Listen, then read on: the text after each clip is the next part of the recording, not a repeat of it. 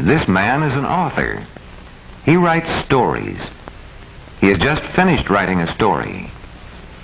He thinks many people will like to read it. So he must have the story made into a book. Let's see how the book is made. First, the story goes to the printing shop. This workman is a typesetter. He starts the job of preparing the story so it can be printed. He types the story on this machine, letter by letter. Every time the typesetter touches a key, a mold for a letter slides into this box. Every time the lever goes up, melted metal pours over the letter molds inside the machine. When the metal cools off, it hardens and makes a line of words. It takes many lines like this to make a page. As the typesetter works on new lines, a man takes the finished lines over to a long table. Here he arranges the lines for each page. This page is to have a picture. The picture takes up the space of many lines. The composer then goes to the next page. With a piece of wood, the composer marks the end of each page. When many pages like this are ready, a workman takes them to another part of the printing shop. Then this workman takes the lines of type for many pages and fits them into a metal frame. He must be careful not to mix them up.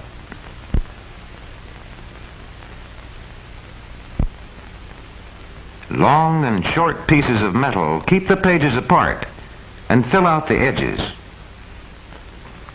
This key locks the lines and pictures tightly in the frame. He locks them on all sides. Then he evens all the lines so that none of them will stick up. Then all is locked still tighter so that the lines and pages won't come apart. But the words and lines of type are of soft metal. They would soon wear out in printing. In this shop, they are made into copper. Copper is hard. Let's watch how this is done. This operator covers the lines and pages with a plate of wax. Then he pushes it into the press. Down goes the press, and out comes the wax plate with all the pictures and letters pressed into the soft wax.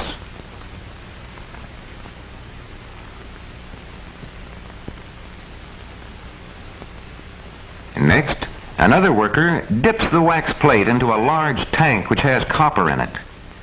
The copper goes into all the places where the letters have pressed into the wax. It forms a solid plate. It has the same letters and same pictures as before, but it is much stronger. Many books can be printed from copper plates. Now the plates are cut apart. This sharp saw easily cuts through the hard copper.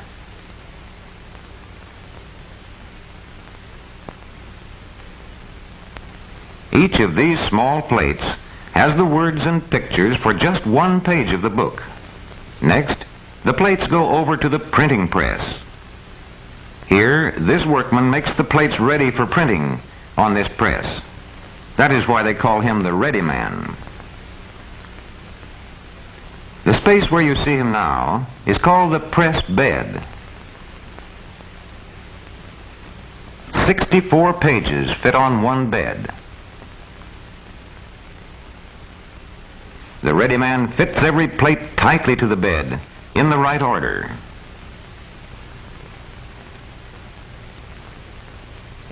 There are two beds on this press, one for each side of the paper.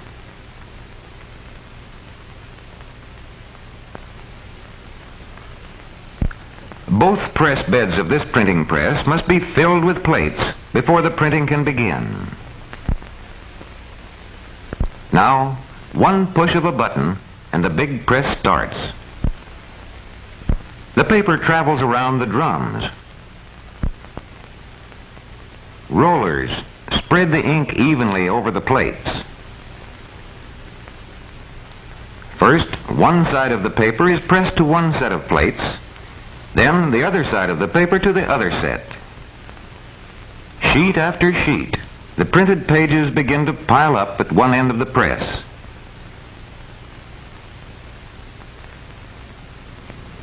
This workman now examines the sheets to see if they are nicely and clearly printed.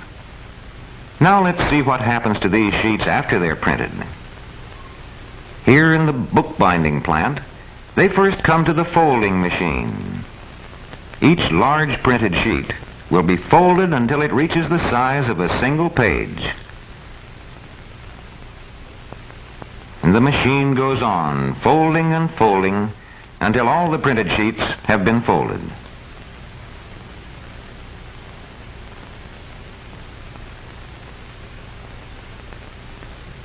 This man checks the folders to make sure that the pages follow each other in the right order.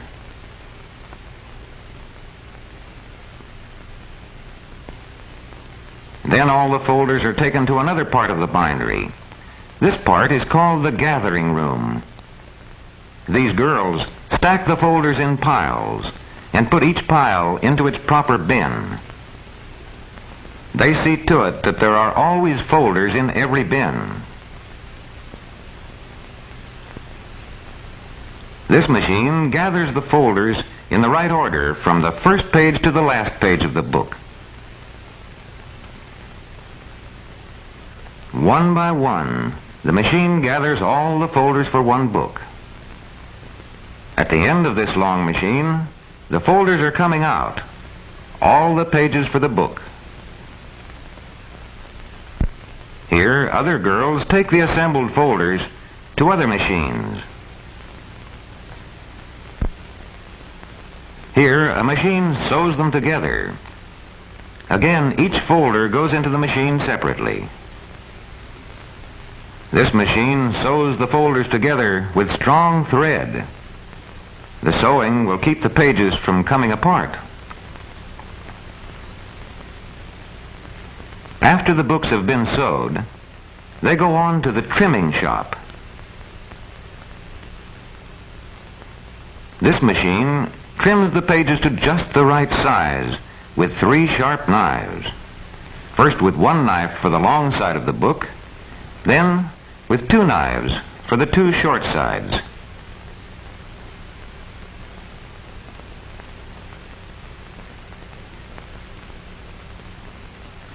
But the books are not yet finished. They still need covers. Strong book covers are made from paperboard. First, the paperboard is cut just the right size. Next, cloth from this roll is glued over the paperboard. This makes covers that are strong and good-looking.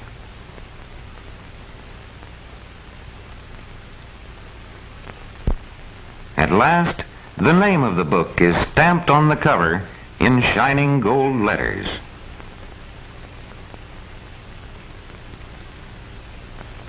Now, the covers are ready for the pages of the book to be put inside them. One push, and the book has a cover around it. Another push, and the cover is glued tight. Here they go, all finished and ready for shipping to all parts of the world. The story has been made into a book for readers everywhere.